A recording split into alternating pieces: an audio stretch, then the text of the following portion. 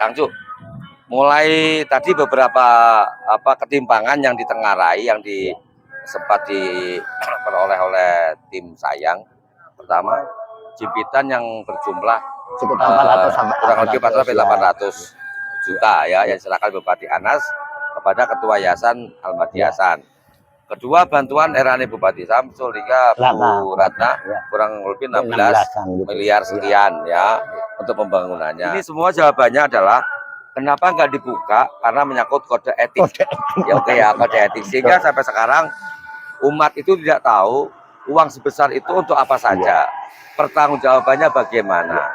Kan begitu. Nah, kira-kira langkah-langkah tim Sayang itu untuk pertama meminta pertanggungjawaban terkait dana-dana yang sudah diperoleh mulai jimpitan sampai hibah era Bupati Samsul, Bupati Ratna. Kemudian sampai kepada penutupan jalan secara sepihak oleh yayasan. Langkah-langkah tim Sayang apa kira-kira?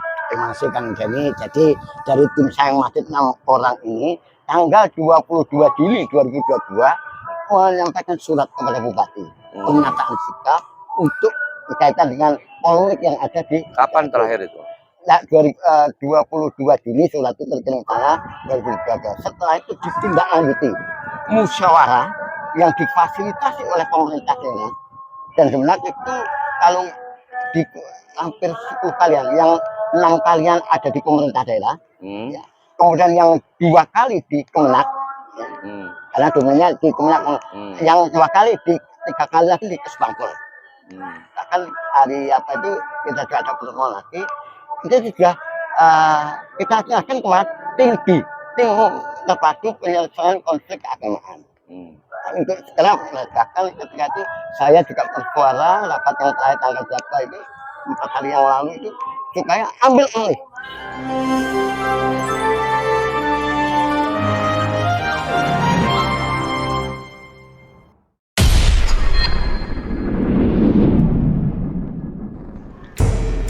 Assalamualaikum warahmatullahi wabarakatuh. Waalaikumsalam warahmatullahi wabarakatuh. Pemirsa, jumpa kembali dengan kami di acara Ngobos di Kampung Aclak. Nah, kenapa kita memilih istilah ngobos di Kampung Aclak, Kang Cuk? Ya, jadi ngobos itu sebuah tradisi. Ngobos, ngopi bareng, obrolan santai. Nah, sedangkan Aclak yaitu Aliansi Cendekiawan Lari Kampung. Nah, oke, karena kita adalah orang-orang kampung, tapi kita punya banyak ide brilian, gagasan-gagasan, karena berbasis cendekia, sesuai dengan singkatan Aclak, Aliansi Cendekiawan Lari Kampung. Sebelum kita membahas lewat ngobos, Kang Cuk, kita ada tradisi, yaitu ngopi dulu. Ayo kita ngopi. Siap, Bismillahirrahmanirrahim.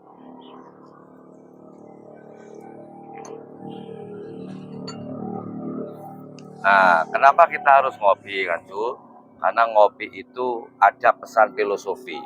Ngopi ngolah pikir. Ngolah pikir. Jadi berarti kan penyar berarti ya. Penyar. Jadi ngopi dengan cara itulah kita bisa enjoy, tapi banyak ide-ide yang bisa kita lahirkan. Oke.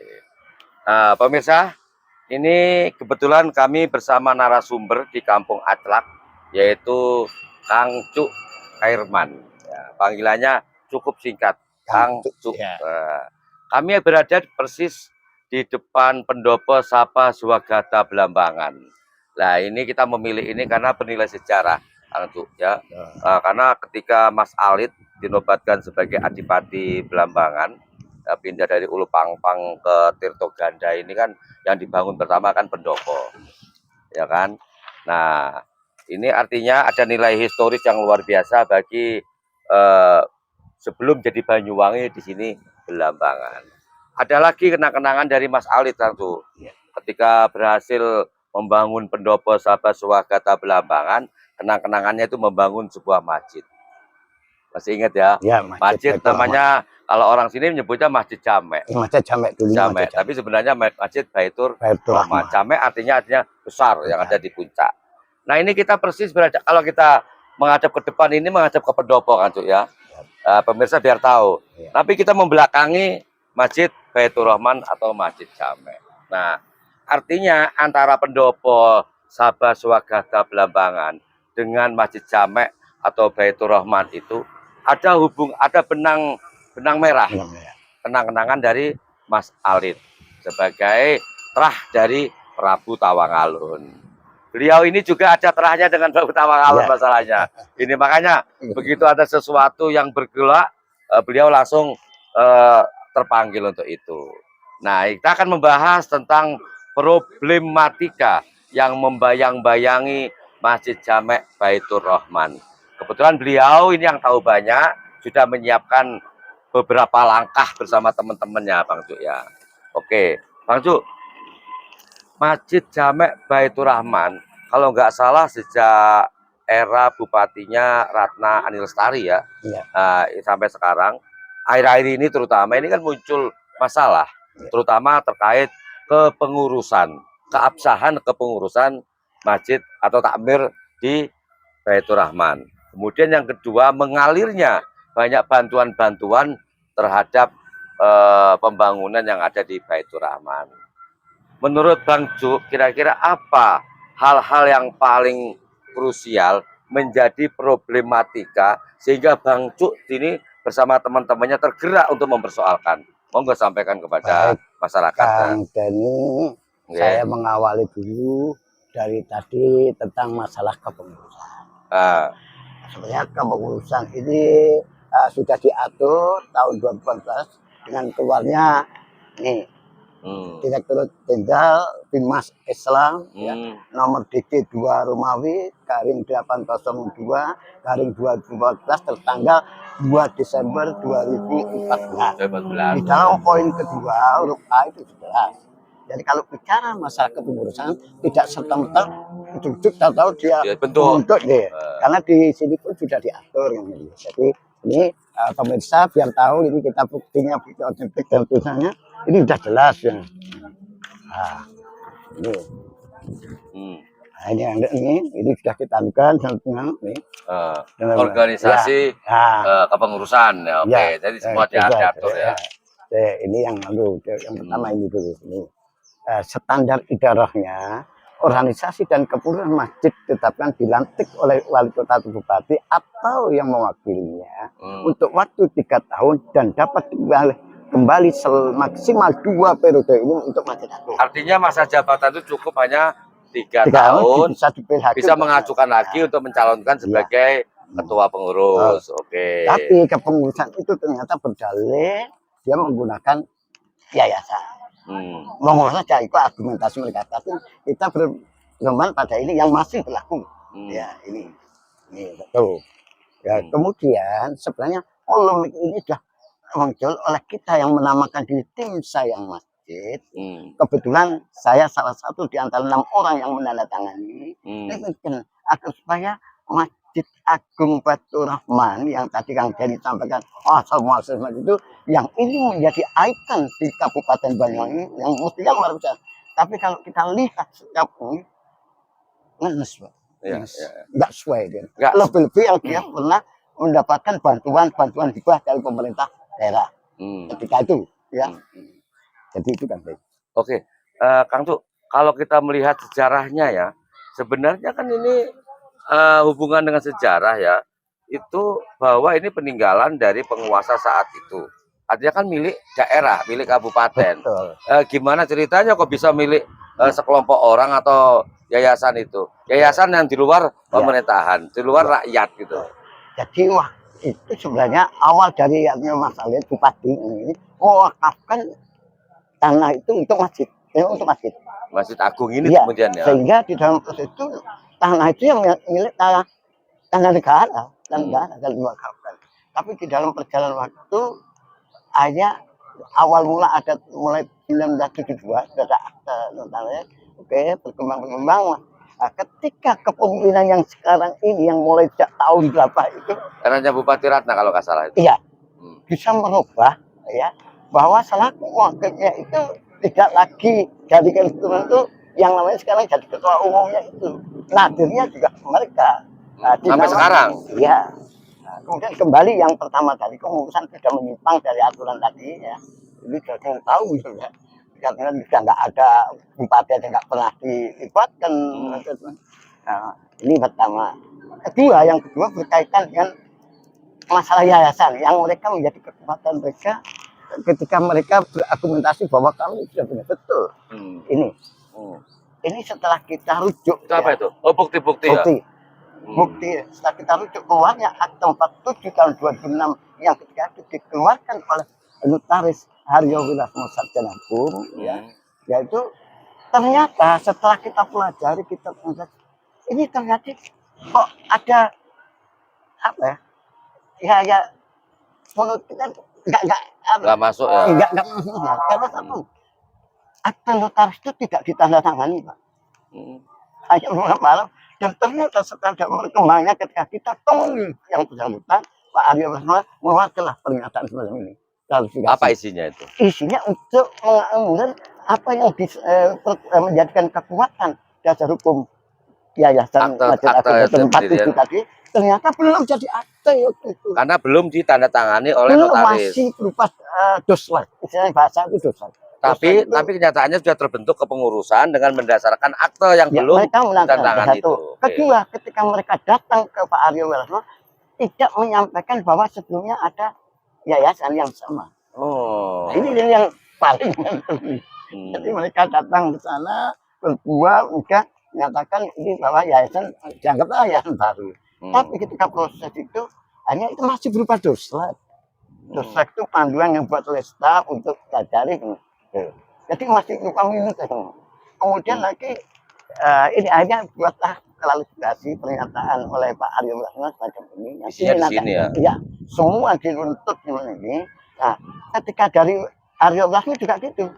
Ini pindah lagi ke akte notaris Rusli. Itulah dipakai dasar. Memang kami dari tim saya ini masjid ini mau pelajari milik Rusli pun menurut kita secara itu benar. Ada aturan itu. Tetapi prosesnya yang salah. Kenapa proses salah itu? Karena mereka ini jika menghadap ke Rusli itu tidak menyampaikan bahwa itu sudah ada sebelumnya yayasan. Berarti sudah berapa kali mereka ini. Oke, sebentar, Kang Cuk. Dengan mendasarkan akte yang dibuat notaris yang sebenarnya belum ditandatangani oleh notaris pembuat akte tersebut, kemudian ini dijadikan dasar terbentuknya sebuah kepengurusan oleh kelompok ini. Siapa namanya kelompok ini? Mas Hasan selaku ketua umum, Iwan Aziz selaku sekretaris umum, dan Nur Hasan selaku bendahara umum. Oke, artinya di sini Masjid Agung Baitur Rahman yang semula peninggalan sejarah oleh Mas Alit ketika menjadi Adipati Belambangan, sekarang bergeser yang seharusnya milik daerah menjadi kelompok ini, begitu maksudnya ya? Oke, terus apalagi sekarang yang menjadi bukti-bukti persoalan? Nah, ini berkaitan yang berkaitan dengan dana yang pernah diterima. Memang sebelum ada aturan tahun 2030 era awal Pak Anas, itu masih diperbolehkan, Pak. Bahkan ketika bulatnya yang terakhir itu kalau nggak keliru hampir 9 miliar rupiah gitu. Bantuan dari hibah.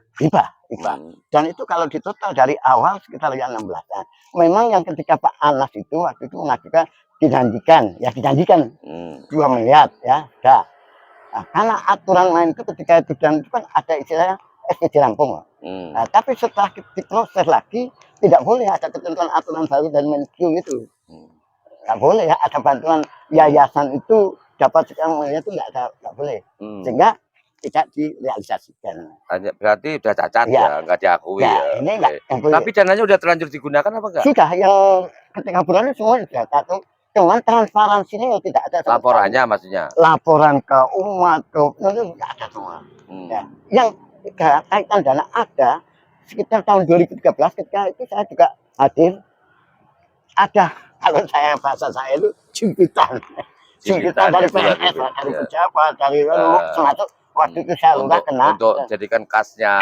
Bukan, untuk renovasi menara ketika itu. Iya. Itu terkumpul sekitar 400 sampai 800 juta.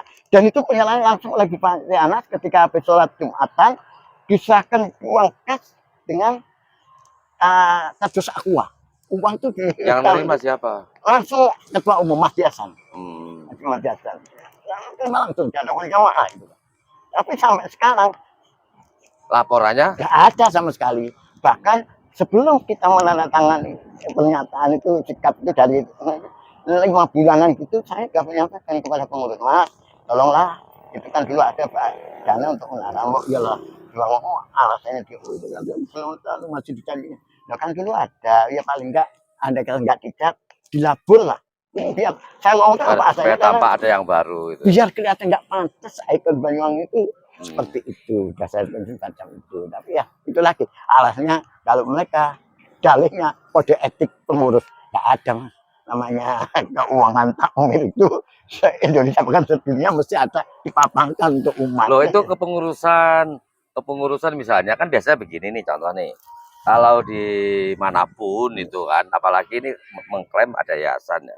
Biasanya kan ada kepengurusan Iya. di sini, mulai ketua, sekretaris, bendara dan seterusnya dipampang di tembok masjid. Itu ada enggak? Tidak ada. Tidak ada sampai sekarang. Dulu ada kok banyak lapisan, tapi orang itu fiktif semua. Yang lain itu Oh, nama-namanya ada tapi orang-orangnya enggak ada. Tidak ada.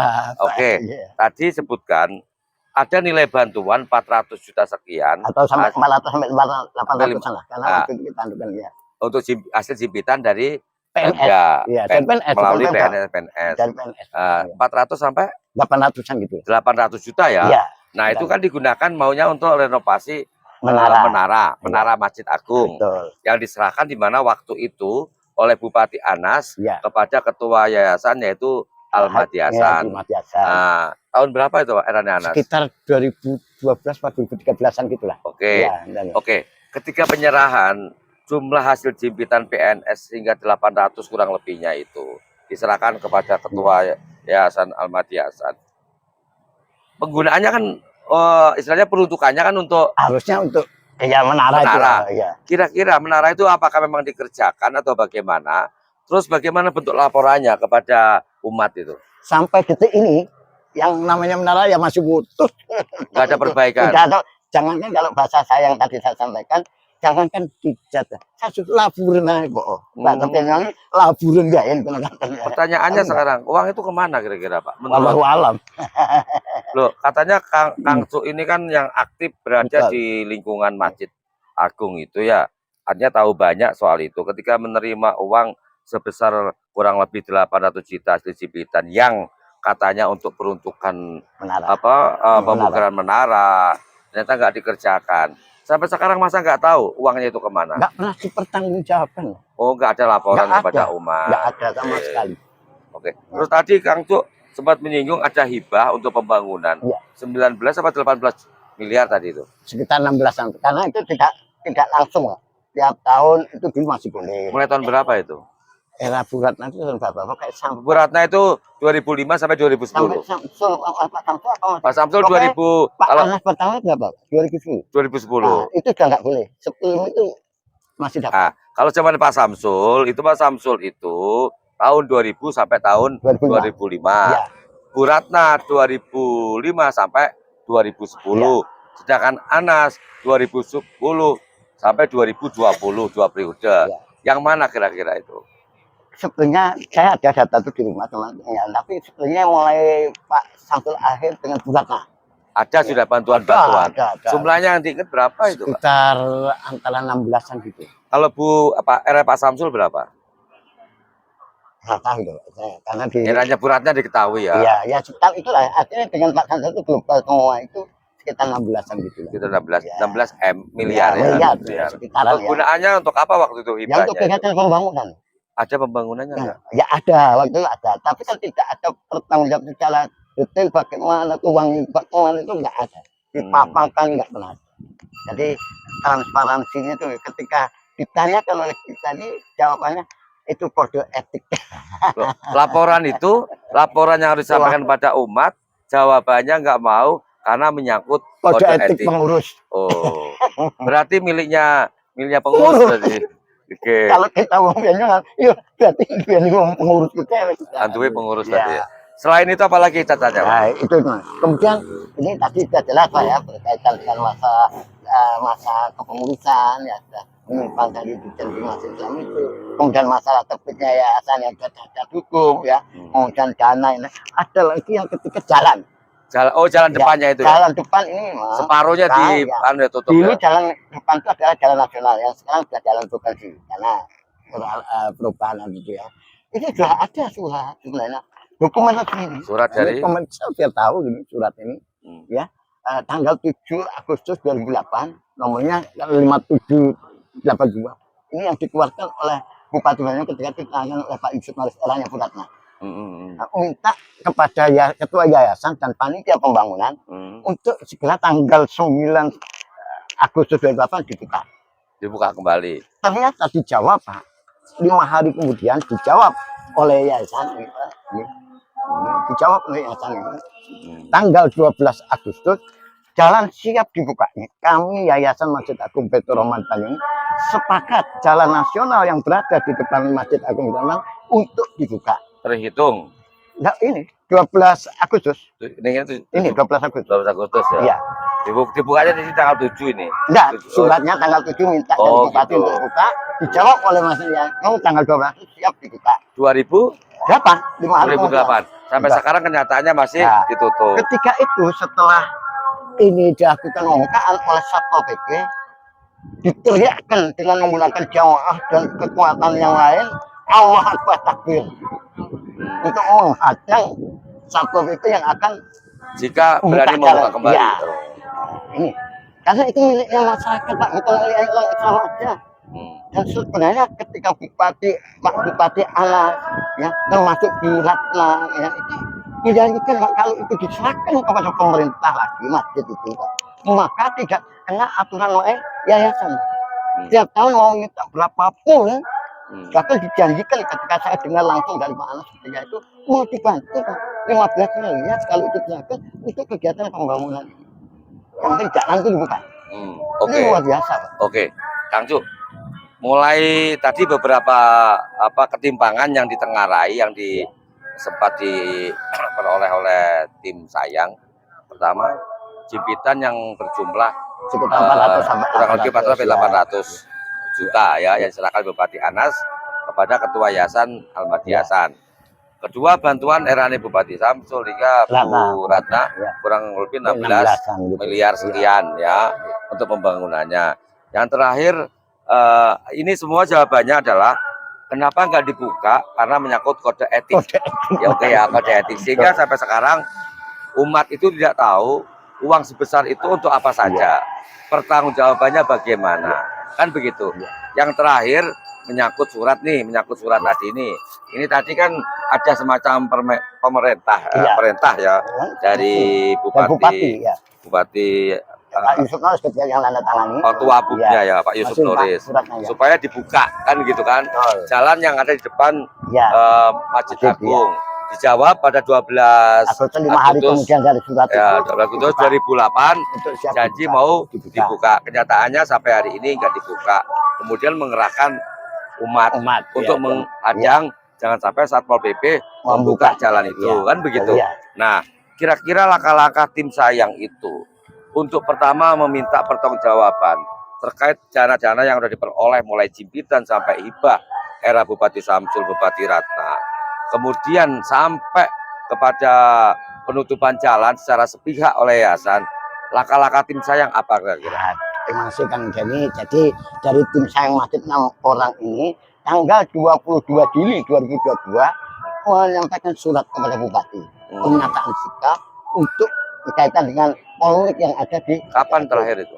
Nah, 22 Juni surat itu terkirim tanggal 2012. Setelah itu ditindaklanjuti musyawarah yang difasilitasi oleh pemerintah daerah, dan sebenarnya itu kalau di hampir 10 kalian, yang 6 kalian ada di pemerintah daerah, ya. Kemudian yang 2 kali di Kemenak, ya. Karena domennya di Kemenak, yang 2 kali 3 kali lagi di Kesbangpol. Bahkan hari apa itu kita juga ada pertemuan lagi, itu juga kita serahkan kepada tim terpadu penyelesaian konflik keagamaan. Untuk sekarang meletakkan ketika itu saya juga bersuara rapat yang terakhir tanggal berapa itu 4 hari yang lalu itu supaya ambil alih.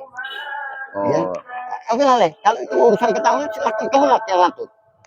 Itu pihak bagian Sudah. warga. Nah, yang tentunya yang terpenting Mas Denny, ini kita sudah sebenarnya capek, jadi makanya tadi kita minta agar supaya tinggi itu segera menemui Kapolres kembali untuk segera menyelesaikan ini. Dan ini sebenarnya awalnya nggak sampai berbicara dengan hukum. Kita ini sepakat.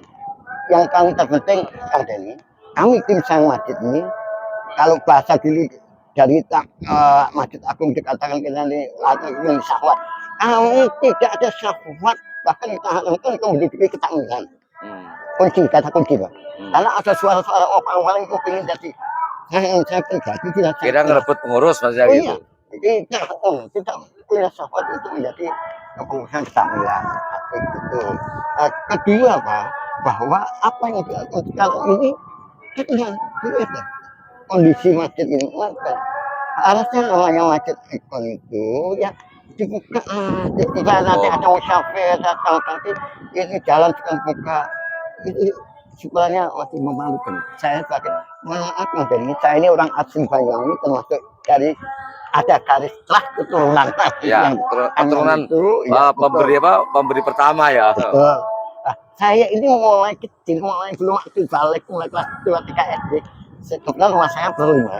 Itu sholatnya ya di masjid Jamek, kalau dulu terkenalnya masjid Jamek.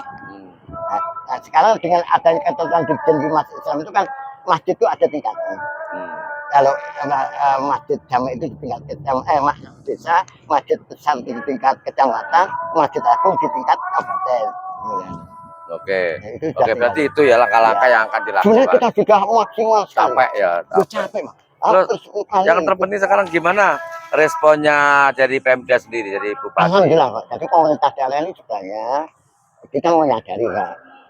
Tinggi yang tinggi dari pemerintah daerah, dari kepolisian itu juga ada, kemudian dari unsur Kemenang, DMI, Dewan Masjid Indonesia, MUI, itu sudah oke ya. Iya, lampu hijau lah. Sebelum kita, Pak, dari aparat Kemenang itu maupun itu mendatangi pribadi ke atas. Bahkan salah satu yang tadi untuk Kemenang yang dikatakan saya menjabat kepala KUA, dijawabnya itu ya menggelikan. Mana kamu? Dia pulang. Masjid itu masih jadi masjid. Itu siapa itu? Mas Hasan. Malah mengusir ya? Iya, di hadapan salah satu pengurus. Artinya baik pihak jenengan maupun yang lainnya ketika berusaha melakukan komunikasi dengan Ketua Yayasan Ahmad Hasan, responnya tadi seperti itu ya. Salah satunya itu yang kalau kita kan sudah sepakat, Pak. Cuma kita nggak ada, Pak, ingin memenjarakan orang, enggak. Inginnya baik-baik saja ya. Sudah. Bahkan ketika yang di Kemenang itu yang ada dokumennya apa, saya bicara ketika kali ini sudah diserahkan kepada pemerintah daerah Kemenang, kita semua proses kita cabut. Hari ini juga kita datang semua. Itu takut, ternyata nggak jawab, malah jawabnya melebar ke yayasan ya keluar dari substansi ya sudah lah, kita ikuti aja. Yang penting intinya, Pak, kita ini sebenarnya masih tim sayang itu memang jamaah, Pak, memang jamaah. Ayo penyelesaian tetap penyelesaian yang persuasif, damai, tanpa ada keberatan, tapi ya kita harus minta ketegasan. Sekarang ini kita minta dengan kekuatan pemerintah yang sekarang terwadai dalam tim terpadu penyelesaian konflik keagamaan itu yang harusnya berada di garda depan untuk segera menyelesaikan. Untuk mengatasi ini ya. Iya. Oke. Ada lagi mungkin? Saya kira itu, Kang Doni. Oke. Yang mudah-mudahan dengan kita ini ada solusi terbaik, ada segera selesai. Barangkali setelah mereka mengingatkan itu dari pengurus yayasan yang Masjid Agung itu dapat hidayah untuk sudahlah apa yang dia. Oke, pemirsa, itu tadi sebenarnya sederhana permintaan dari tim sayang seperti disampaikan oleh Kang Cu, bahwasanya ada keterbukaan dalam hal penggunaan anggaran-anggaran baik saat hibah ketika Bupati Anas hasil jimpitan dari PNS sebesar antara 400 hingga 800 juta ya. Kemudian ada hibah eranya Bupati Samsul, yaitu Pak almarhum kan, ya, terus Bupati Ratna, kurang lebih termasuk yang dari jamaah, belum lagi jamaah ya, belum. Nanti nanti kita bahas lagi yang lainnya nanti. Betul, silakan. Artinya keterbukaan itu penting karena ini masjid ini miliknya daerah, kebanggaan daerah, peninggalan dari leluhur, iya, dan begitu. sehingga wajar ini meminta. Dan sebenarnya baik-baik saja, apalagi keabsahan kepengurusan dari notaris yang belum sempat ditangani oleh pembuat notaris, itu jadikan dasar untuk membuat kepengurusan, kan begitu ya. Mudah-mudahan ini akan menjadi semacam referensi, Ya. mengetuk hati siapapun untuk bergerak yang baik. Oke, Kang Tu, ini sebelum saya akhiri, Kang Tu, di Kampung Aclak itu ada penandanya atas kepakaran dan peduli kepada miliunya demi kebaikan, yaitu kaos bertuah juga sebagai jimat. Luar biasa. Kenapa ini bertuah dan jimat? Karena di sini ada nilai filosofi yang dipesankan. Nah, ini sampai pegang, Kang Tu. Ini tak jelaskan dulu. Ya. Nah, ini Aclak.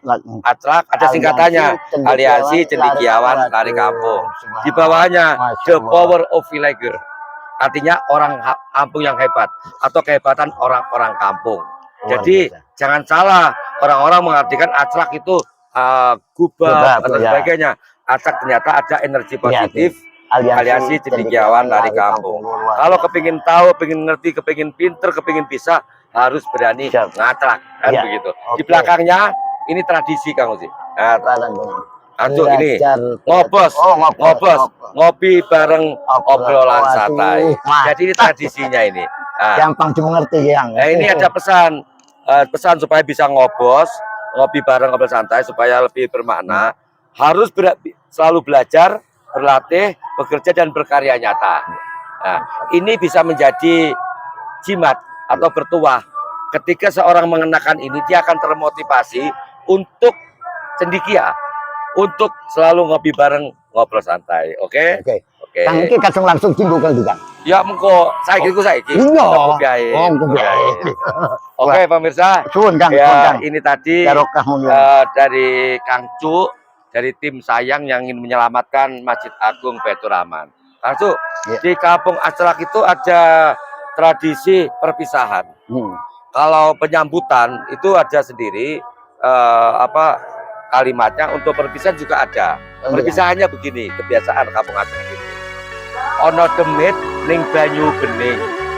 Kula pamit, besok bakal ketemu mana. Waduh, mantap. Suwun. Terima kasih. Wassalamualaikum warahmatullahi wabarakatuh. Waalaikumsalam warahmatullahi wabarakatuh. Suwun, Kang Tu. Oke. Ngopi lagi. Iki tutu Aclak kesenjarangan, tapi ngatake wong cendekiawan.